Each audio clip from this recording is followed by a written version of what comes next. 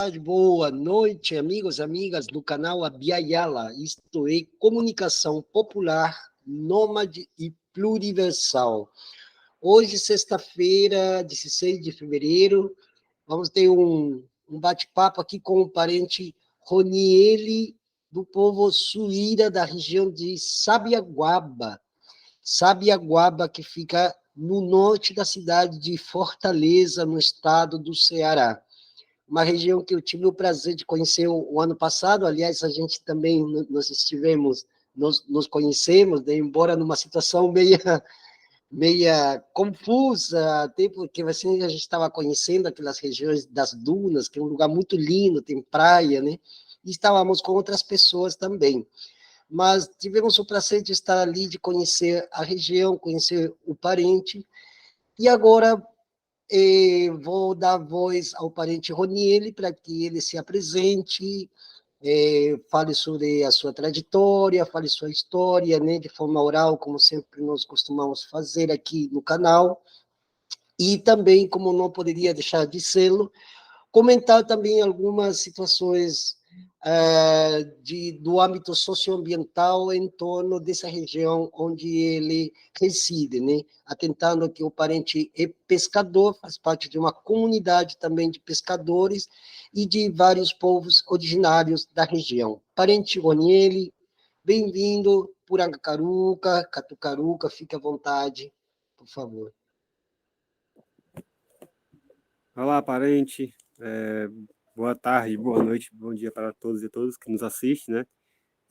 Parente Ludwig, assim, é, é um pouco difícil, né, para a gente até falar, porque o meu povo ele está nesse território chamado Sabiaguaba hoje, desde o século XIX. Então, o meu povo ele passou por um processo de apagamento histórico, né? Assim, e aí eu sempre costumo dizer que a gente tem duas Sabiaguabas. Eu estou localizado aqui no encontro do Rio Comar, no litoral leste de Fortaleza, né, na comunidade da Boca da Barra de Sabiaguaba, uma comunidade formada por pescadores e marisqueiras, onde sempre as mulheres devem ter um conhecimento da reza, do parto, da cachimbaria, de raizeiras, né? Então, assim, é um pouco complexo falar, porque, assim, envolve muitas memórias e dores ao mesmo tempo, parente. A partir do momento que nosso território ele foi invadido pela especulação imobiliária, a gente também foi perdendo os espaços de costumes, né? E aí é interessante porque a gente está aqui hoje e durante 4 décadas e meia o nosso povo ele foi invisibilizado e ao mesmo tempo negado historicamente dentro da própria Sabiaguaba. E aí, desde a minha infância, eu sempre ficava meio que em dúvida, né? Saber de que povo eu pertencia, porque sentia uma conexão muito forte com esse lugar e tinha uma relação muito profunda, né, com a narrativa e a memória dos mais velhos. Hoje, muitos mais velhos já não estão mais presentes, se encantaram. E a partir daí a gente começa a ter um grupo mais coeso aqui na Boca da Barra no processo de expulsão, na década de 70. Né? A gente sofreu um processo de expulsão, onde a comunidade ela teve que procurar um canto para se refugiar. Então, o melhor canto que a gente encontrou na época era esse espaço. Né? Então, o povo suíro ele estava em todo o território que é Sabiaguaba e Cocó. Então, tinha muitas áreas que os mais velhos falavam sobre isso. E quando foi em 2015, o Estado entra, né, dentro da nossa comunidade com a proposta de criação do Parque do Cocó e nos ignora totalmente, né? E aí foi aonde eu estava pro mar quando eu recebi a notícia, e aí a gente começou a fazer uma organização pela própria comunidade, né, algumas pessoas que moravam na comunidade, começamos a se organizar para poder lutar e reivindicar o direito à terra. Né? Conseguimos, né, entre 2018 e 2019, mais ou menos, foi consolidado um estudo e reconhecer a comunidade. Infelizmente, desde lá para cá, o diálogo tem sido horrível, né? Um diálogo que precisa ser intermediado por instituições, que nem no caso da Defensoria Pública da União, então a gente não conseguiu manter um diálogo saudável com o Estado. Né? Então, assim, infelizmente, ainda estamos abandonados, nossa comunidade não está sinalizada como a gente pediu isso dentro do plano de manejo, que foi criado pelo Parque do Cocó, e, infelizmente, é isso que a gente tem se posicionado, né? que a gente não está pedindo um favor, né? A gente está pedindo que seja cumprido o que a legislação nos dá como direito, né? E, assim, é difícil porque, para mim, que era só um jovem que estava vivendo da pesca, querendo sobreviver no seu território, ter que ser introduzido violentamente num processo de conflito, né? Que nem foi a questão do Parque do Cocó. E hoje continuamos aqui abandonados, né? Infelizmente, o nosso território ele está sendo invadido ainda por especulação imobiliária, por tráfego de carro na praia, a quantidade de coisas que tem acontecendo. Por exemplo, a última postagem que eu fiz agora é relacionada ao lixo, né? Que é muita coisa que acontece no território e o poder público sempre omisso e de costa para a nossa comunidade. E, infelizmente, quando a gente se posiciona ou se manifesta, somos ignorados ou visto como sempre foi dito, né? Se nós não queremos que o parque cresça. Na verdade, a gente quer que o parque cresça, mas também reconheça que existe uma comunidade que faz parte do parque. Ela não está dentro do parque, ela faz parte, né? Então, assim, é bem difícil, sabe, parente? E o que mais me entristece é ver os exploradores ambientais com o discurso de salvar o meio ambiente, né? Instituições que estão destruindo a nossa comunidade.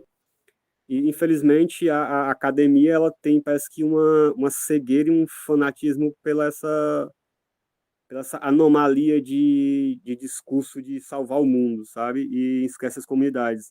Infelizmente, algumas instituições públicas ela entram dentro das comunidades para visitar algumas instituições que estão aqui dentro e simplesmente nos ignoram. Então, assim, é um desrespeito, né, da parte da própria do poder público, das instituições públicas, né, que nem as universidades, que entram em uma comunidade tradicional para visitar uma instituição e não conseguem enxergar que existe uma comunidade ali. Então, para mim, é extremamente desrespeitoso, né? E muitas vezes entra só para tirar conhecimento da comunidade e vão embora sem nenhum tipo de devolutivo. Então, eu sou meio, eu diria que um pouco revoltado com essa questão do desrespeito, né?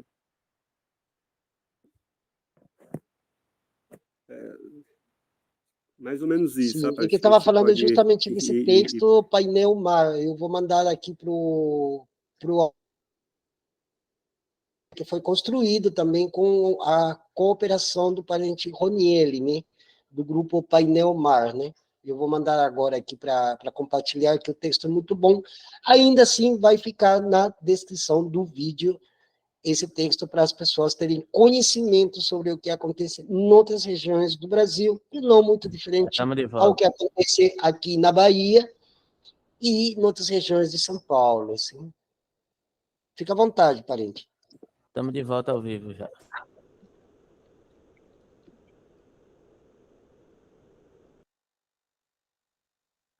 Infelizmente, a gente fica meio que, às vezes, sem saber o que fazer, né? Muita luta pelo território para se torná-los visíveis, né? E, infelizmente, como eu bem coloquei na fala passada, nossas comunidades são invisibilizadas por exploradores ambientais, com o discurso de que vão salvar o mundo, né? Que estão fazendo a coisa acontecer e, infelizmente, se apropria do conhecimento, né? Como as nossas comunidades têm sofrido bastante, eles chegam, né, com o discurso de serem amigos, de que vão ajudar as comunidades, que eu acho isso uma coisa ridícula, na verdade, eles que entram nos nossos territórios, se apropriam do nosso conhecimento, ocupam espaço de poder com nossas narrativas e se promove, né? E muitas vezes a academia ela entra em nossos territórios para nos explorar também no nosso conhecimento, no nosso saber, e não nos enxerga, né? Que nem o caso da nossa comunidade. A gente vê a universidade entrando para visitar uma instituição que tem aqui, que não tem nenhum tipo de vínculo ou trabalho com a comunidade, e infelizmente a gente fica meio que querendo entender o que está acontecendo, né? O Estado também dá as costas para a gente. Gestão passada, infelizmente, não dialogava com a gente, estamos tentando construir um novo diálogo com essa gestão que entrou nova agora do Parque do Cocó. Aparentemente, o gestor muito bom de diálogo, a gente se comprometeu a fazer algumas atividades, a ter um bom diálogo, e estamos aí vendo o que a gente vai avançar, né? E, assim, infelizmente, como eu costumo dizer, eu não tenho uma perspectiva de melhoras para o nosso território, porque o avanço da especulação tá gigante. Espaços de extremamente importância para nós, como espaço de memória, espaço de segurança alimentar, espaço de segurança hídrica, do bem viver, de lazer da comunidade, eles todos praticamente hoje estão extintos por conta do avanço da especulação imobiliária no território. Lugares que a gente ia coletar fruta hoje tem cercas, mesmo sendo um parque, uma unidade de conservação, ela está cercada, está à venda o parque. E eu fico querendo entender por que as comunidades elas são ignoradas nesses territórios, sabe? E assim é difícil, porque a gente tem feito diversas denúncias, né? E as denúncias só sobram para a gente, né? Infelizmente, a parte mais fraca quem vai sofrer é nós, enquanto comunidade.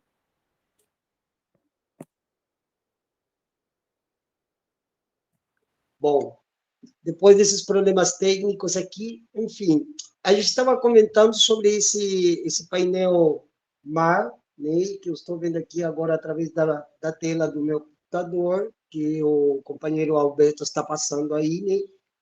E esse texto, na verdade, ele vem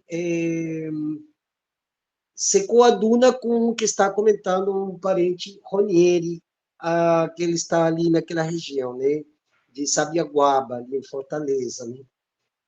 Que é uma região que, inclusive, tem a casa do José de Alencar, né? Acho que a casa dele também fica naquela região, né, parente?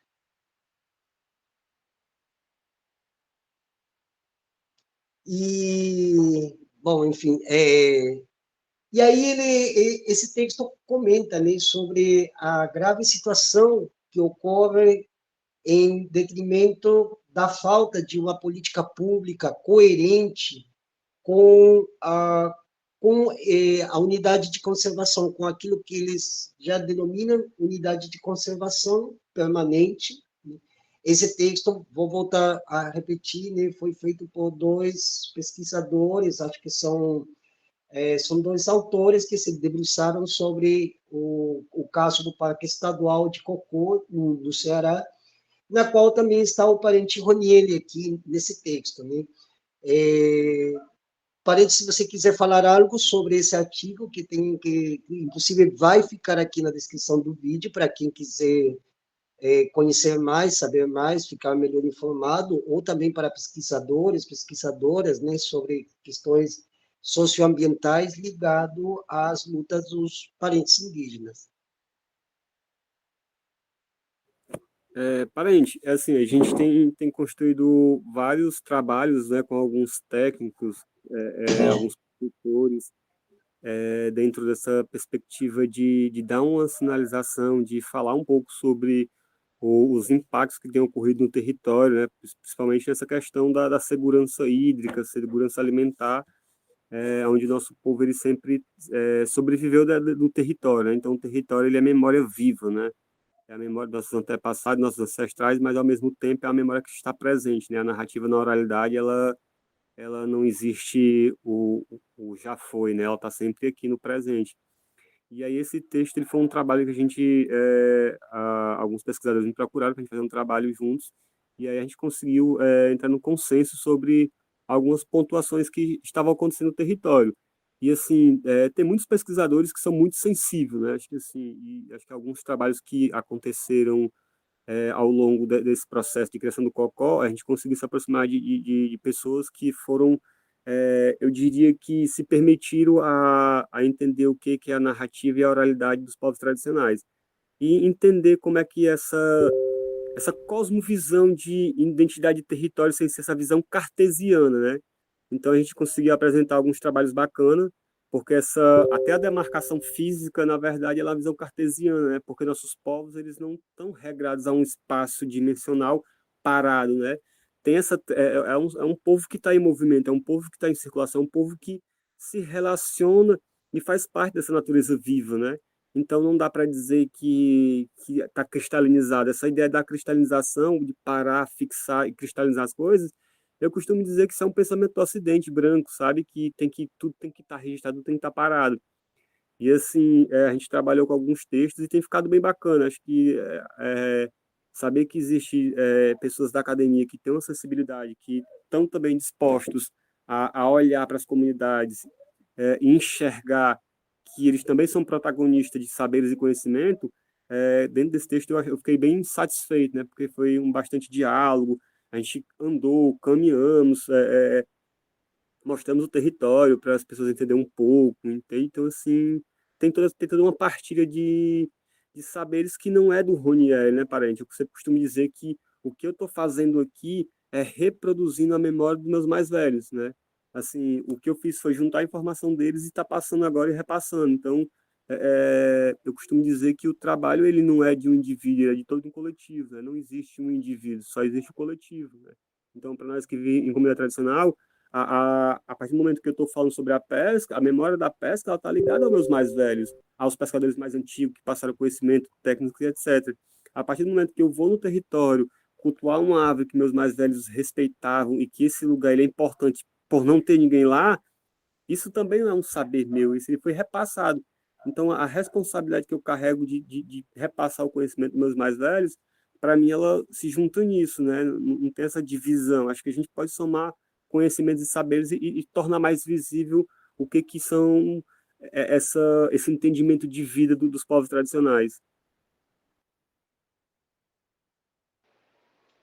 Muito bem, isso aí é uma demanda, inclusive, que está cada vez mais crescente dentro das comunidades indígenas, não somente aqui no Brasil, em várias outras regiões da América do Sul, está havendo essa demanda de uma maior escuta de parte, inclusive, dos próprios servidores públicos e administrativos que tratam desses temas sobre terra, território, meio ambiente, unidades de conservação permanente, e toda essa carga, né, administrativa ilegal que existe. Né?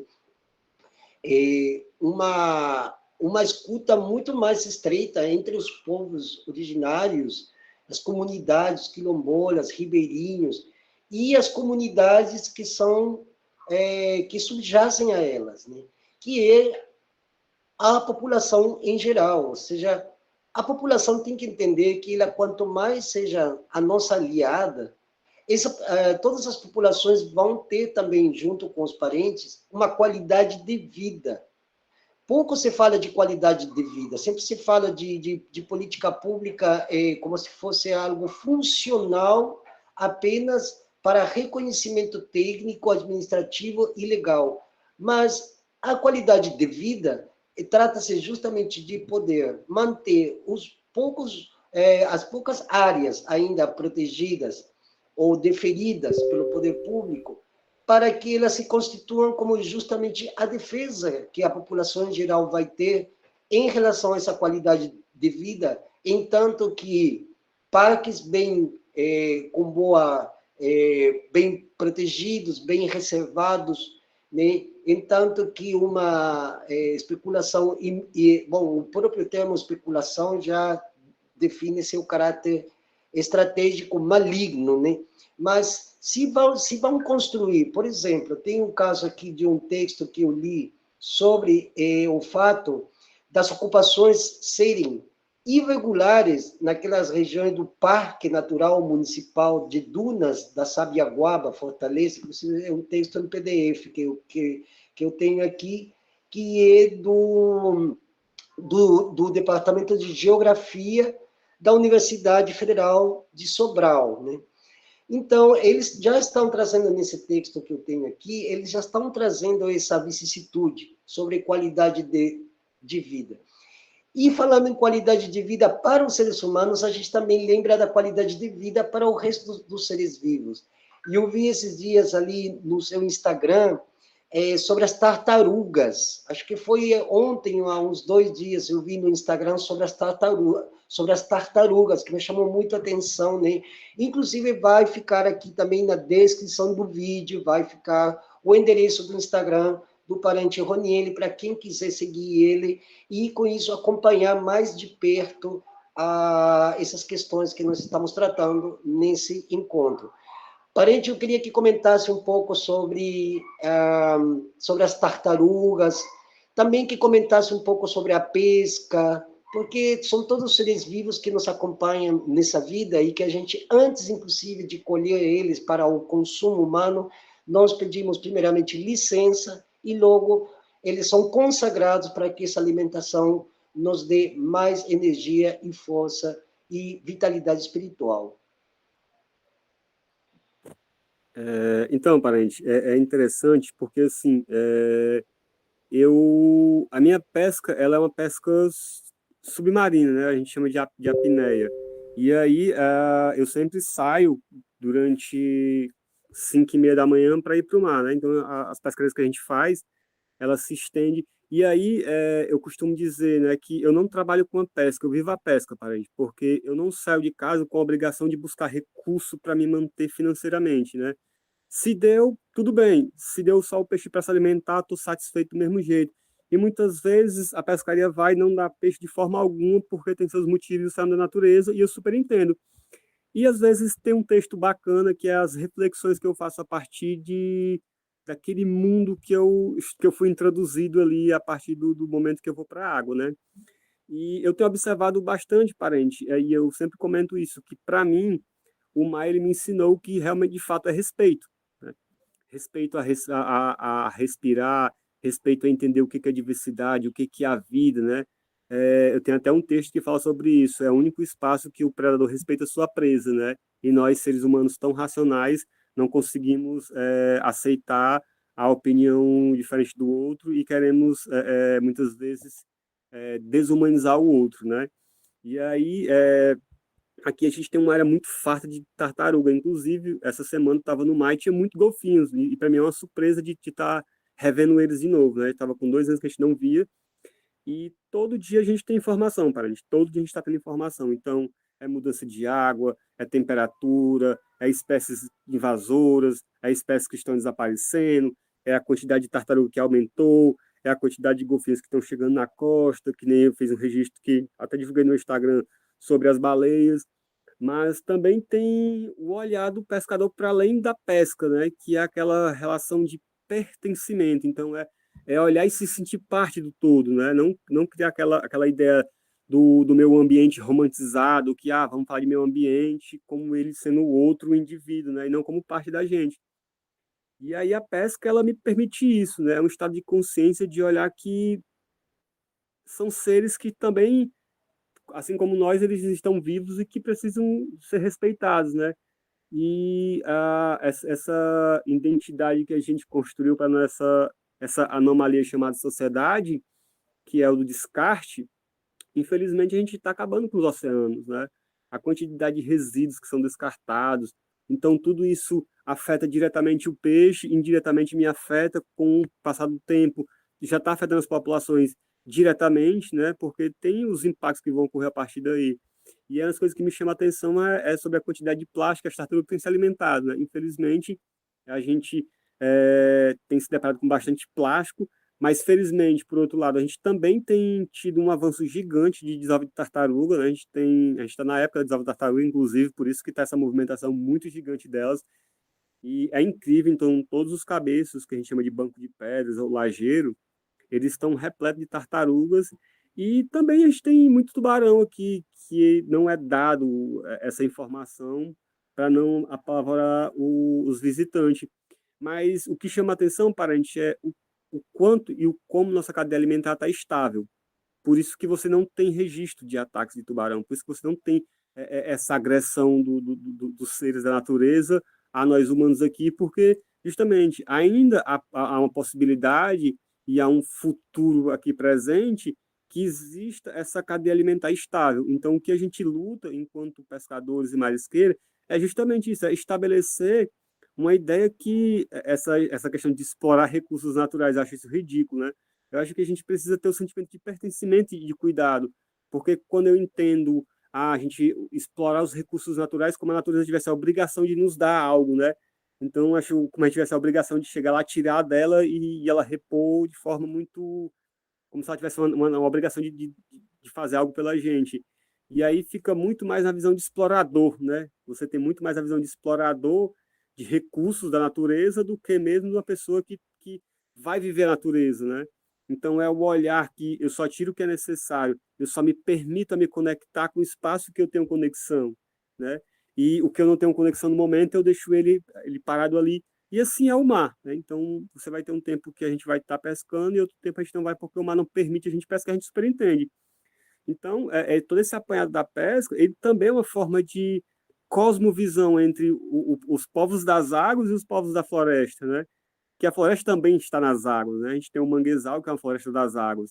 Então, muita informação assim para a gente partilhar, e é o que a gente pretende, principalmente eu, que estou com um espaço chamado Histórias e Sabores, que é justamente isso, falar do local, falar da história e poder acompanhar o processo de vivência da pesca, né? E aí a gente serve, acabo servindo um peixe assado com tapioca, pescado por mim mesmo, então a gente prepara e todo mundo serve, é servido, né? E se serve, e aí a gente passa a partilhar isso. Mas a gente faz uma trilha caminhando pelo território, explicando qual a importância, a vivência, a gente olha para o mar e faz reflexão. Então, assim, essa ideia do separativismo é uma ideia muito de fora, né? Para nós não existe a diferença do lá e o aqui, a gente tá no todo, né? É assim que eu tenho observado e descrito essa visão do que somos enquanto parte e lutamos para defender o nosso território. Eu não vou usar essa palavra meio ambiente, porque até eu não me sinto centro eu me sinto uma parte do todo, né? Então, assim, até em um texto eu escrevo que não existe diferença entre o homem e a natureza. Somos um único ser só, né? Então, assim, a gente não tem essa divisão. Sim, essa parte que você falou agora tem a ver muito com a questão semântica, que é uma coisa que eu já venho relevando há muito tempo, inclusive o Alberto já sabe como a semântica, essa que se usa, essa que se utiliza, inclusive até nos meios informativos, né? Sustentabilidade, inclusive quando falam em mudanças climáticas, né? O próprio termo mudanças climáticas, ela não é um termo que coloque em viso uma problemática que afeta os seres humanos por causa dos seres humanos. Não, as pessoas pensam mudanças climáticas porque o clima vai mudar porque um dia foi assim e vai ser de novo. As pessoas não entendem, por exemplo, que o termo sustentabilidade também é um termo que já não faz mais jus à situação que nós vivemos, né?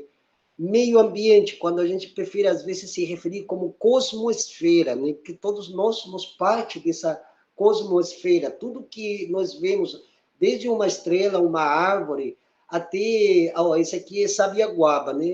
É uma fotografia que eu achei aqui mais ou menos a mais panorâmica sobre a região, né?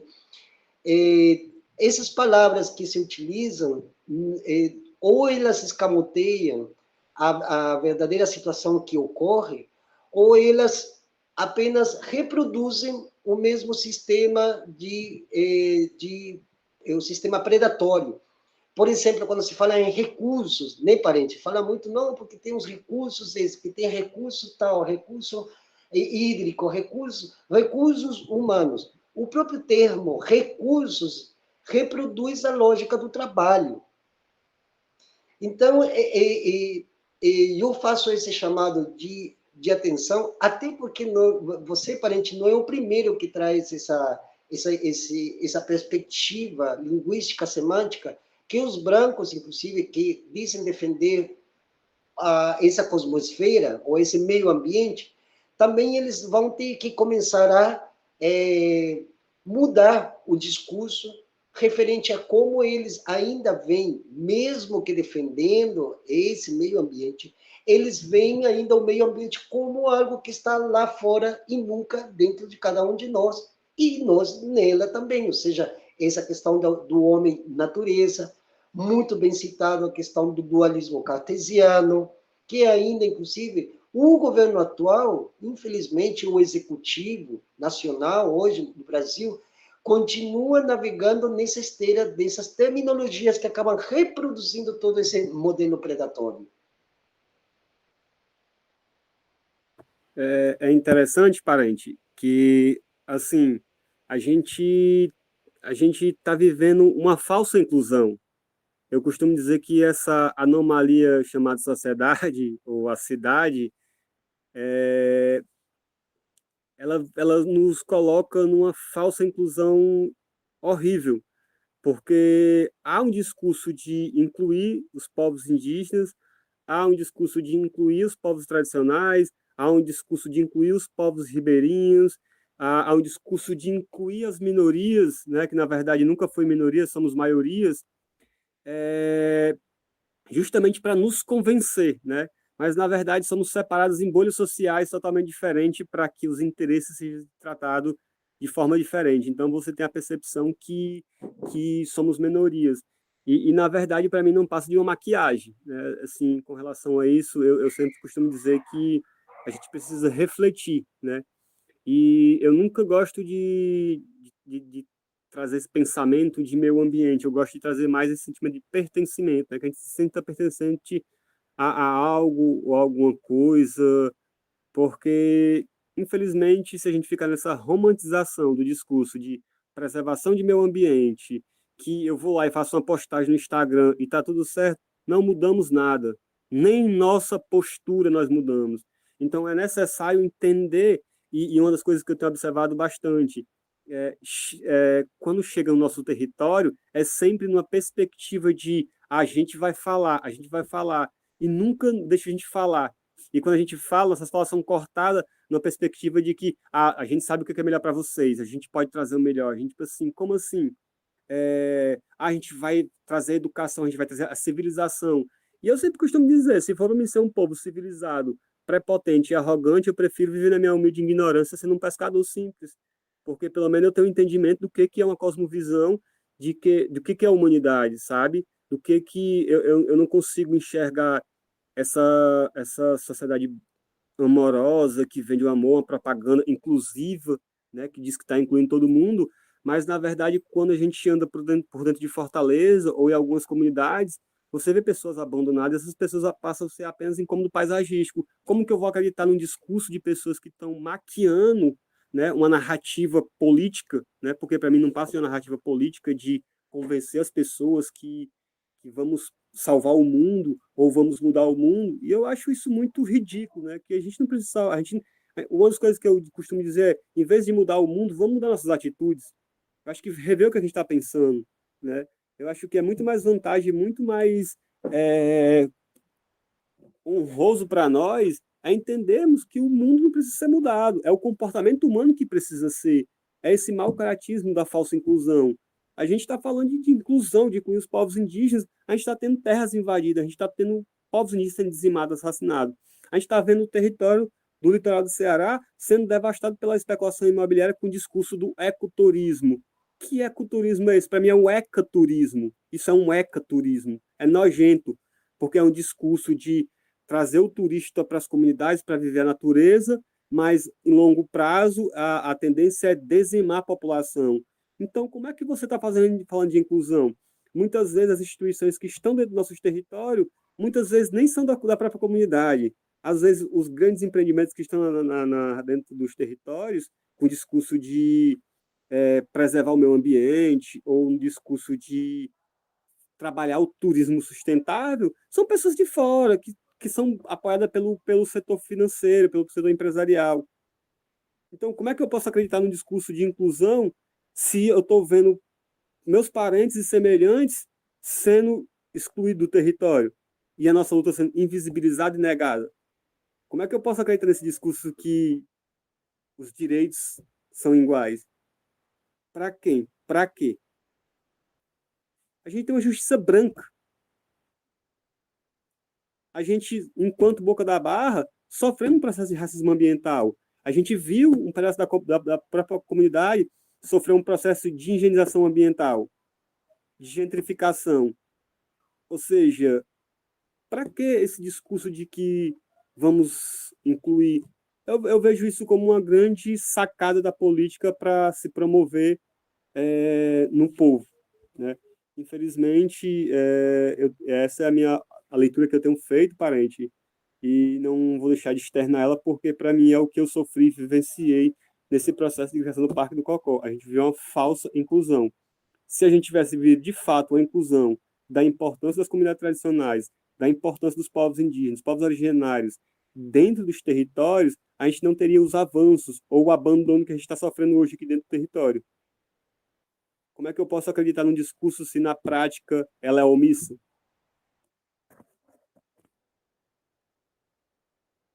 Exatamente. Inclusive, quando eu, por exemplo, falando em primeira pessoa, né, eu trabalho muito aqui com os parentes, principalmente das regiões do Norte e Nordeste, né?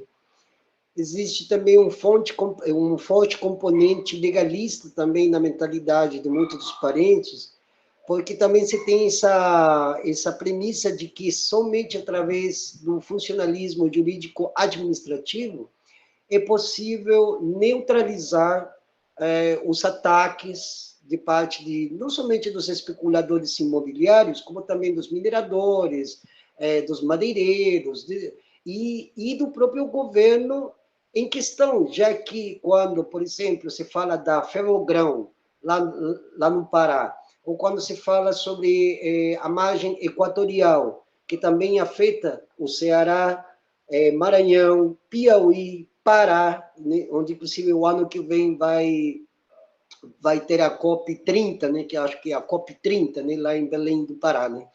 Então, tudo isso torna muito dúbia a situação aqui no Brasil, porque por mais que a gente, inclusive, sempre diz, bom, vamos tentar ver pelas vias jurídicas, já que a única ferramenta que nós temos, por enquanto, para nos defender, são as ferramentas jurídicas escritas pelos próprios brancos.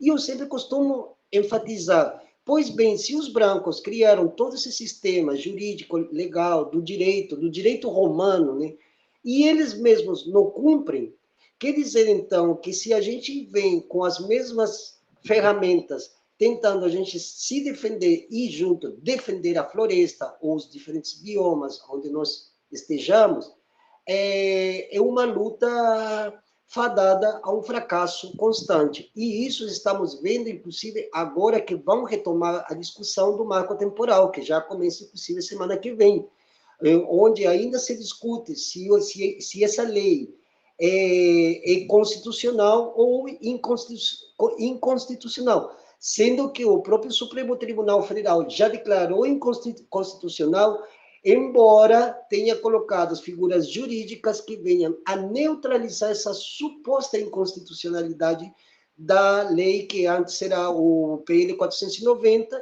e agora é a Lei 11.701, né?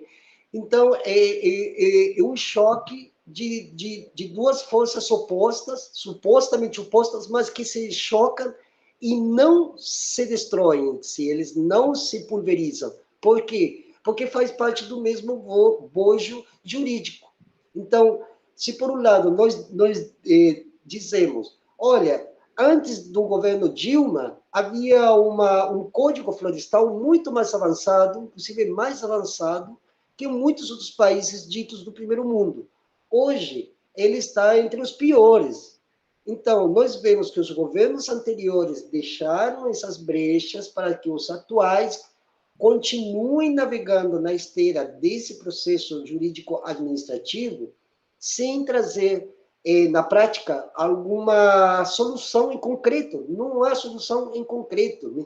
E isso dificulta um pouco o diálogo com os parentes. Porque e eu vou ser bem sincero, porque já as pessoas aqui já me conhecem, sabem que eu sou linha de frente em muitas questões, e que eu também trago questões jurídicas para defender os parentes. Mas eu sou sumamente consciente, sou plenamente consciente de que esse modelo jurídico dos brancos, esse modelo importado do direito romano, que tem um histórico e que eu conheço muito bem, não é solução para os problemas que afligem não tão somente os povos indígenas, os territórios, a terra e tal, sino também toda a população brasileira. E por isso que quando a gente faz um chamado à população brasileira para ser a nossa aliada, não é uma aliança ideológica, é uma pauta humanitária que nós levantamos em função de quê? De que a gente está defendendo a vida dos parentes, a vida dos não-humanos e a vida de toda uma população, principalmente das grandes capitais, que são as que já estão sofrendo os primeiros embates, produtos dessa desconsideração política, né? A degradação ambiental que existe ali, por exemplo, eu vendo mapas aqui, qualquer pessoa pode entrar no mapa do INPE, né, e pode ver que a degradação ambiental que existe ali, resultante exatamente dessas ocupações irregulares, que eles mesmos sabem que são irregulares. E mais, as construções das casas são irregulares, porque existem superfaturamento, porque existem desvios de verbas, né? Existe também um furto de materiais de construção, ou seja, existe todo um cartel que se complementa em si com outros pequenos cartéis que se dedicam a surrupiar, né, elementos que supostamente fazem parte ou fariam parte de uma construção, de uma casa, de um parque, agora tem um Sabiaguaba Park, ainda coloca nome em inglês, né, park, né? Então, nem sequer eles se preocupam, pelo menos, de trazer no nome alguma coisa que tenha a ver com o conhecimento das comunidades, dos povos que se encontram ali. Aí nós vemos a colonização cultural, através dessas legendas, e vemos também a colonização mental através do discurso, né? Disso que você acabou de falar, sobre recursos, sobre inclusão, que também eu faço, sempre fiz uma crítica a esse também modelo dualista cartesiano, incluído, excluído. E eu, às vezes, eu digo para mim mesmo, eu não quero ser incluído em nada. Se for por exclusão, eu já me auto-excluo, porque eu não quero fazer parte desse modelo. Entretanto, vendo a capacidade de que muitos parentes no Brasil, por aí, não conseguem entender essas coisas básicas, que é compreensível por causa de que não têm acesso a uma leitura, não tiveram esse prodígio de, pelo menos, a gente poder cavocar e entender como funciona essa civilização moderna ocidental, com esse modelo de ser e estar no mundo, com essa subjetividade que ainda as pessoas precisam, de algum modo, se descolonizar, e que traz, inclusive, todos esses problemas que nos afligem e que a cidadania, se existe realmente o termo cidadão ou cidadã, pois bem, que vista as roupas da sua cidadania e se alie à nossa luta para, pelo menos, neutralizar esses grandes grupos que estão aliados à política. Inclusive, ali no Ceará, né, parente, ali é bem complicada a questão política, porque todos eles estão aliados com as grandes construtoras, imobiliárias, incorporadoras, que é um caso que eu já vivi pessoalmente numa comunidade ali na região de Cascavel, ao sul de Fortaleza, em onde a própria Secretaria de Meio Ambiente do município de Cascavel assinou embaixo o que hoje nós conhecemos como a destruição de Cascavel a partir da carcinocultura, que é muito existente ali, né?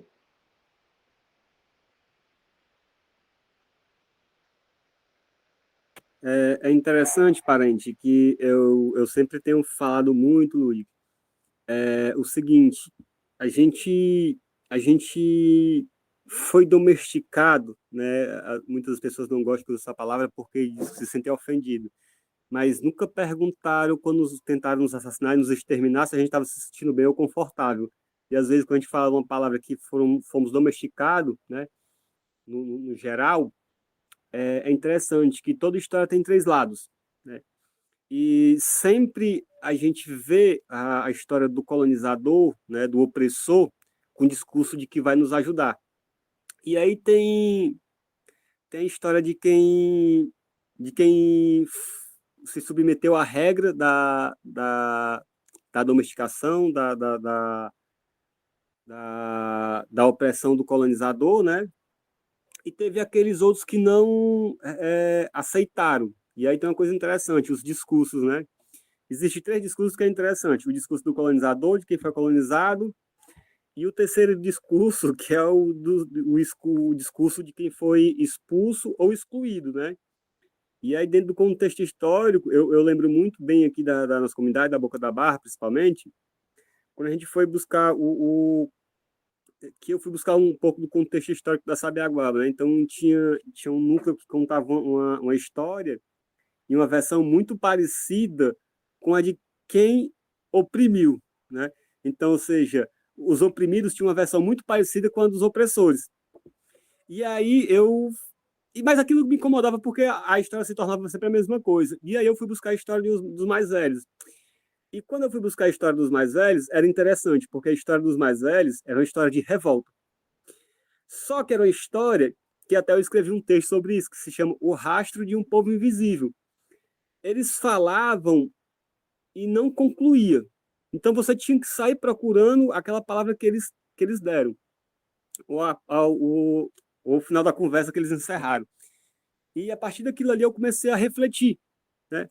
O como a gente não questiona as palavras que a gente é domesticado. E, infelizmente, o que a gente tem hoje, dentro dessa projeção de salvar o meio ambiente, de proteger, a gente não tem, eu não tenho nenhuma perspectiva de dias melhores. O que eu estou vendo principalmente aqui no estado do Ceará, eu nunca consegui entender como é que a Secretaria de Meio Ambiente ela anda junto com a Secretaria de Turismo. Eu nunca consegui entender como que dentro dos conselhos de unidade de conservação, de proteção integral e etc., a maior base formada dentro dos conselhos são do setor da especulação imobiliária. Eu fico me perguntando qual é a lógica real da discussão de meio ambiente tá dono de construtoras ou donos de grandes redes de hotéis. Então, isso me chama atenção para uma coisa muito simples. Falar do óbvio. O óbvio é que, para mim, essa é uma grande sacada de falar do meio ambiente, de proteger a natureza para entregar, sabe? Então, assim, eu não vejo nenhuma perspectiva positiva. O que eu vejo é negativo. Se os próprios órgãos liberam, né, o maior exemplo ridículo que a gente tem aqui é a própria beira-mar, entrando dentro do mar e avançando com grandes prédios e grandes construções, e o povo originário dali foi excluído, exterminado e jogado para qualquer outro canto. Então, eu não consigo acreditar que a gente vá ter uma política pública realmente de fato, porque a gente tem uma narrativa de política pública, mas políticas públicas de fato concretas não consigo enxergar, aparente. Assim, infelizmente, eu não consigo ver uma política pública onde a gente consiga dialogar e ter uma ação direta do Ministério Público, estadual, do Ministério Federal. Eu não consigo ver os avanços. A gente tem um avanço de uma comunidade e 50 desamparadas. Então, assim, eu não consigo enxergar um campo de visão para que a gente tenha uma saída a não ser, acho que o povo originário indígena mesmo se reúne todos os parentes e ir para um grande conflito e tomar o que é da gente de volta, porque a gente tem muitos parentes espalhados sobre a Mãe Terra, que eu acredito muito que se tivesse todos organizados e juntos, a gente poderia fazer uma grande revolução do povo brasileiro aqui nessa terra. De fato, isso aí tem uma constatação, né? Vários parentes já estão tomando o processo de autodemarcação, né? Tem vários parentes que, inclusive, algumas aldeias que eu tenho visitado, inclusive lá no Distrito Federal, em Brasília mesmo, eles tiveram que fazer autodemarcação, já que a FUNAI e o próprio Ministério dos Povos Indígenas não está fazendo, né?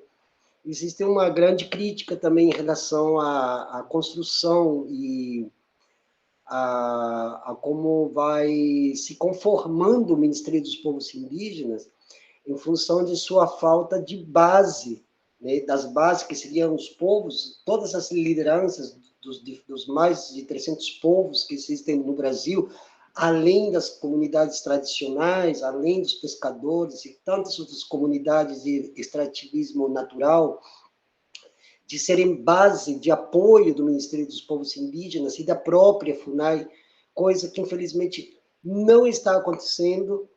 Inclusive, quem fala aqui é testemunho disso, já que eu estive já em oportunidades em Brasília, e eu vejo esse esvaziamento que ocorre também com o Ministério do Meio Ambiente, ocorre igualmente com o Ministério das Cidades, também ocorre isso, né? Tanto aí que o grande apresentador que existe aqui, o grande apresentador Bob Fernandes, que ele aqui da Bahia, inclusive ele mora até perto de onde eu estou aqui, na Grande Salvador, ele já chama a atenção para essa falta de um apoio das bases, nesses ministérios que deveria, de fato, serem ministérios centrais do atual governo. O Ministério dos Povos Indígenas, o Ministério do Meio Ambiente, o Ministério das Cidades, o Ministério dos Direitos Humanos, e eles não estão fazendo o trabalho exatamente porque eles não têm uma base, não têm as bases que estejam apoiando de fato quaisquer medidas que são medidas que, inclusive, dialogam com essa questão administrativa e jurídica que estava falando antes, né? Então, isso aí tem comprometido bastante a luta indígena, e pouco a pouco, mesmo com algumas ressalvas e contestações, pouco a pouco eu estou percebendo igual, isto aqui que eu vou falar não é otimismo, mas é uma visão, justamente pelo fato de que havemos muitos comunicadores, comunicadoras, muitas lideranças, lideresas também, mulheres, homens, parentes indígenas, também das comunidades tradicionais que estão levantando essa sua voz para contestar e para prorrogar algo que seja diverso ao que nós estamos vendo até agora, inclusive em função do marco temporal, da questão da especulação imobiliária e outros tantos problemas. Precisa haver uma mudança radical no Código de Mineração, no Código Florestal, na legislação em torno das unidades de conservação, de preservação, o que é uma reserva, o que é um parque nacional. Agora, por exemplo, já venderam o Parque Nacional da Chapada dos Guimarães, e isso com o aval do Executivo, né? Então, quando a gente percebe isso, a gente percebe que nós estamos cercados por um mundo que, além de ser embranquecedor no sentido político, ele também embranquece as consciências que acham que esses ministérios, que esses órgãos, essas instituições vão, de fato, defender os interesses dos parentes indígenas, das comunidades tradicionais e da população brasileira em geral, que 80% da população brasileira que é empobrecida, que é o famoso trabalhador que chamam, ou o uberizado, e que eles estão já também percebendo de alguma forma que tem algo que já não está encaixando mais. Inclusive, o próprio discurso do chefe do executivo, ele é contrário, é 101% contrário aos interesses reais da população. Porque quando ainda continuam falando de progresso, desenvolvimento, reindustrialização, está chamando exatamente a esse discurso dos séculos XIX e XX, que foram os discursos que destruíram praticamente toda a nossa ambiência, nossa cosmosfera, e que destruíram também e ajudaram, inclusive, a criminalizar os movimentos dos ribeirinhos, dos povos indígenas e até das comunidades urbanas, e também não tem como não falar sobre os crimes cometidos em nome desse progresso, desse desenvolvimento.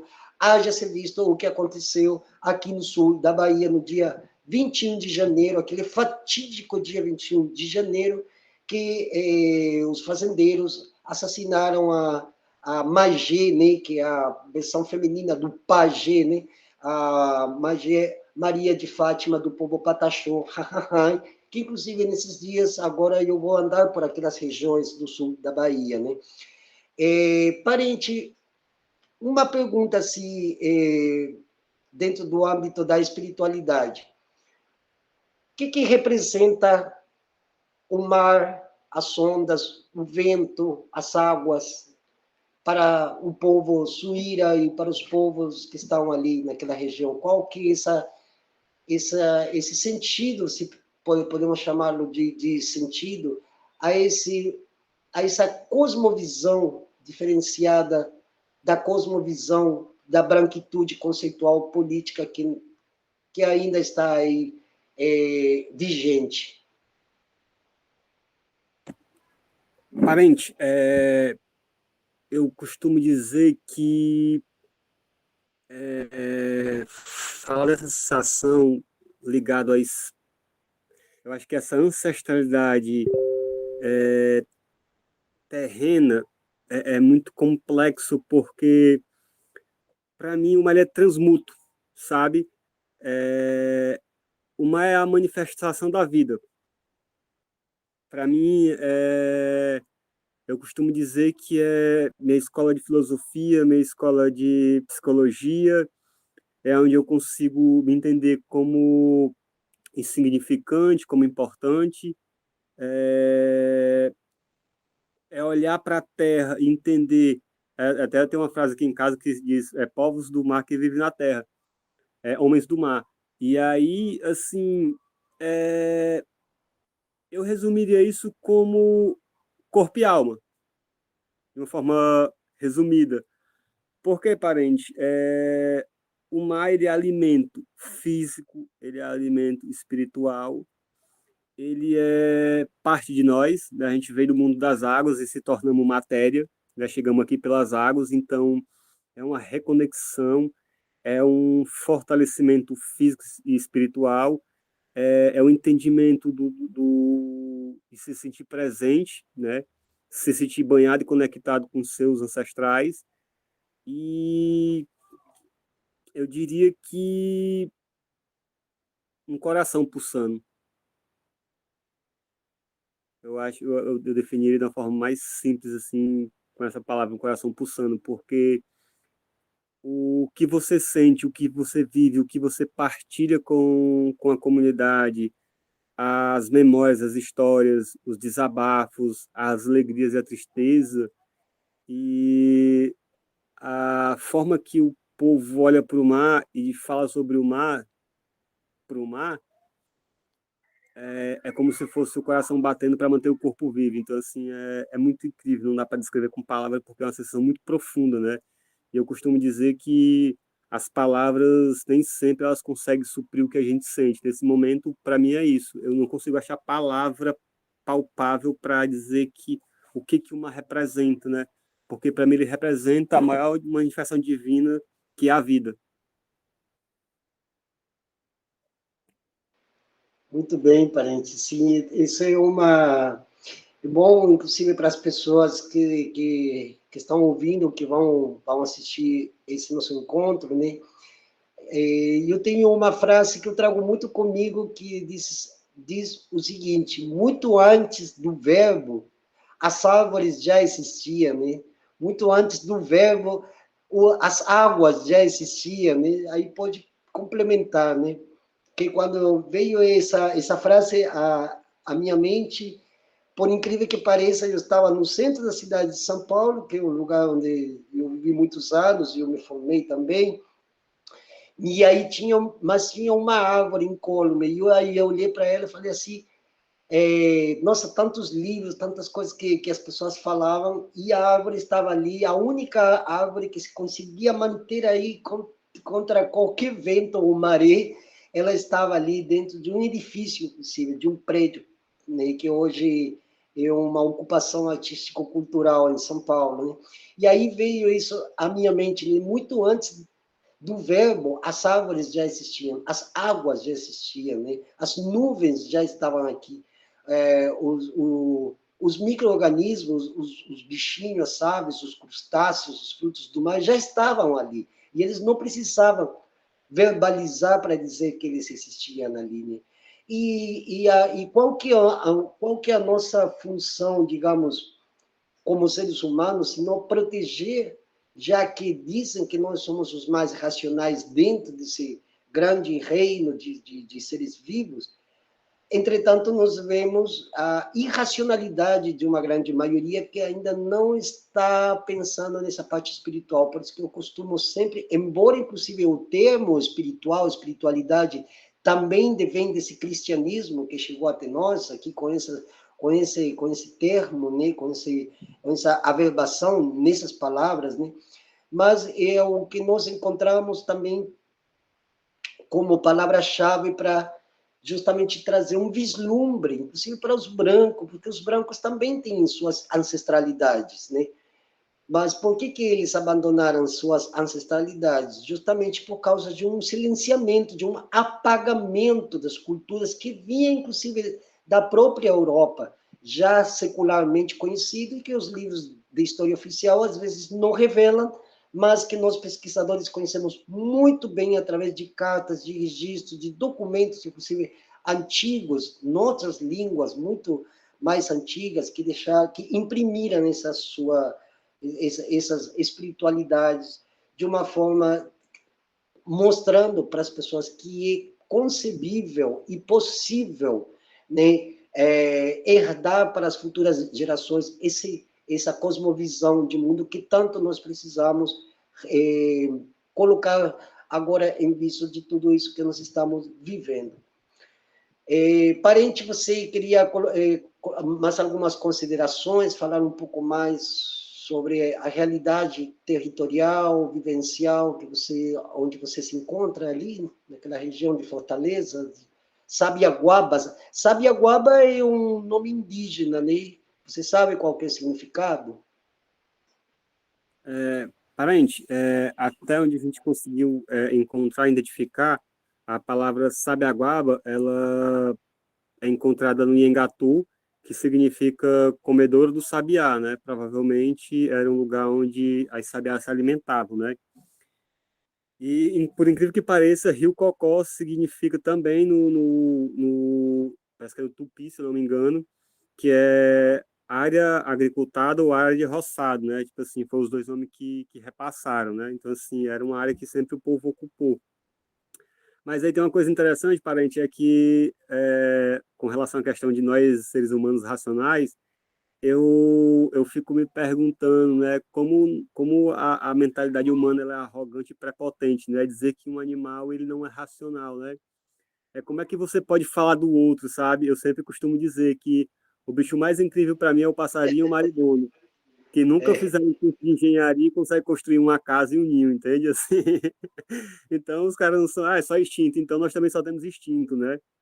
E uma das coisas que mais me chama a atenção é como é difícil as pessoas entenderem o que é o silêncio, de chegar no rio e ficar calado, de chegar na floresta e saber que existem seres ali, que habitam forças espirituais ali, que muitas vezes você só vai para contemplar e olhar, né? Então, assim, não dá para dizer que os lugares são apenas uns espaços paisagísticos, né? Mas existe a presença. Inclusive, aqui na nossa própria comunidade tem dois espaços que para nós é muito sagrado. Um sagrado porque é onde a gente repassa o saber tradicional da mariscagem, onde as mulheres levam as crianças para... Na verdade, elas vão fazer a pesca do sirimole, a coleta, e elas levam as crianças. Então, é um repasso de conhecimento de forma tão natural e tão orgânica que não tem esse dono da verdade, é o dono do saber, né? As crianças vão aprendendo com o que elas entendem ali, né? E não é essa questão do certo ou errado, mas é interessante que a gente luta muito aqui pela comunidade para que a gente seja reconhecido e tenha nossos direitos garantidos, sabe, parente? E fazendo as considerações, aproveitar esse espaço oportuno que o canal Abiaiala Pindorama está disponibilizando para a gente poder falar, também agradecer aqui ao Parente Lúdico por estar dando esse espaço de voz, né? E sendo também um parceiro para divulgar o abandono que nossa comunidade tem sofrido por parte do poder público, para mim e para a comunidade também é importante, né? Porque a gente também torna isso mais visível e a gente consegue entender que a gente também tem parceiros que estão fora da cerca ou da visão cartesiana da comunidade. Então, parente, eu só queria desde já agradecer demais por esse momento tão oportuno e de poder desabafar um pouco sobre o que a gente vive dentro da comunidade e muitas vezes pessoas que frequentam a comunidade, elas não conhecem a história, né? E eu queria muito deixar aqui uma palavra aqui para os visitantes que vieram para a comunidade, quem assistir esse vídeo, principalmente, é que quando chegarem em territórios que têm comunidades que vocês forem visitar instituições que estão dentro de territórios, procure saber da população tradicional, procure saber das pessoas, não dê credibilidade totalmente só para as instituições, porque muitas vezes instituições dentro do território é uma forma de invisibilizar o povo originário, o povo tradicional. Então, o que é que eu digo para vocês? Que eu não sou contra as pessoas entrarem nas comunidades, eu sou super a favor, mas que respeite e saiba que debaixo dos pés de vocês existe uma história centenária, muitas vezes milenar, que os pés não conseguem tocá-la, mas se vocês derem ouvido aos protagonistas da comunidade, vocês de fato vão sentir o que é a história originária, não a história de um invasor que chegou e está contando uma versão a partir do ponto de interesse dele. É isso, parente. Isso, muito bom. Eu agradeço muito sua presença, parente. Já fazia um tempo já que eu queria muito que você viesse com suas palavras a comentar sobre essas vicissitudes, essas inquietações, que também são vicissitudes e inquietações de muitos parentes. E eu aqui, inclusive, vou aproveitar de falar que já nós estamos na hora de organizar uma nova confederação dos tamoios, ou dos tamuia, né? Já está na hora. E agora incorporando outros segmentos sociais a essa luta, né? Inclusive os próprios brancos pobres, os brancos que apoiam, inclusive, que estão dentro dessas instituições, que eles têm que avenir mais com as nossas lutas, compreendendo a nossa cosmovisão, o nosso modo de ser e estar no mundo. Quem fala aqui, por exemplo, às vezes as pessoas ficam muito estranhadas, porque muito estranhas, elas, muito esquisitas, elas acham, por exemplo, um parente que está ainda, mesmo aqui na Grande Salvador, e estando dentro de um modelo de cidade, nesse pequeno espaço onde eu estou, já tem árvores, já estou plantando, e isso é um modo de ser indígena.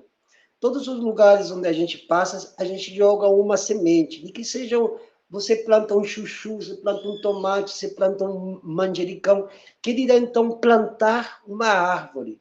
Se essas pessoas que visitam as comunidades, que visitam esses lugares, essas unidades de conservação, de preservação, tivessem, pelo menos, colocassem as suas mãos na terra e sentissem a textura da terra e essa grande experiência que é plantar uma muda de uma árvore, por mais que se diga, não, talvez essa árvore só dê daqui a 5 anos, daqui a 8 anos, daqui a 10 anos, que essa pessoa saiba que ela já deixou um legado, que é muito mais valoroso, valioso, do que obras completas escritas para que simplesmente fiquem paradas numa biblioteca. O plantio de uma muda de árvore, de uma semente, de um caroço, de uma manga, de uma bananeira, já essas pessoas podem saber que já estão exercendo essa espiritualidade que ela devém da terra, ela provém da terra, né? Os conhecimentos da terra são as que promovem exatamente o conhecimento e a sabedoria de nós ditos humanos, né? E para isso precisamos, como tal qual falou o parente Ronieri aqui, de chamar essa coletividade, de chamar essas pessoas, fazer oficinas, dar cursos, que as próprias pessoas das instituições acadêmicas, neste caso, por exemplo, das universidades lá no Ceará, convidem os parentes, convidem pessoas das comunidades para justamente estabelecer esse vínculo através desse conhecimento, dessa sabedoria que está atrás de todo conhecimento originário. Parente, muito obrigado. Catu, estou muito feliz aqui, muito contente pela sua participação. Agradeço também o canal GAP Filosófico, grande parceiro, o canal também Leitor Subversivo, grande parceiro. E eu acho que daqui a um tempo vamos ter outras parcerias com canais que estão pouco a pouco se interessando nessa nossa narrativa, que não é uma narrativa, são oralidades que cada um de nós, de diferentes povos, nações, etnias, comunidades, como queiram chamá-lo, trazemos junto de cada um de nós, né? Aqui, a nossa ancestralidade mapuche, no caso de quem fala aqui, está também muito vinculada e ligada a essa forma de cosmovisão que eu sei que muitos parentes, muitas comunidades, muitos povos de Pindorama também eles têm. Então, é hora de a gente se ligar nesse vínculo, nos unirmos para enfrentar de forma mais prática, mais concreta, esses dilemas que hoje a grande institucionalidade jurídico-político-administrativa não está conseguindo sequer neutralizar. Né? Parente, muito obrigado mais uma vez. Saudações ancestrais. Até a próxima. Até a próxima, parente. Gratidão. Gratidão a você, parente.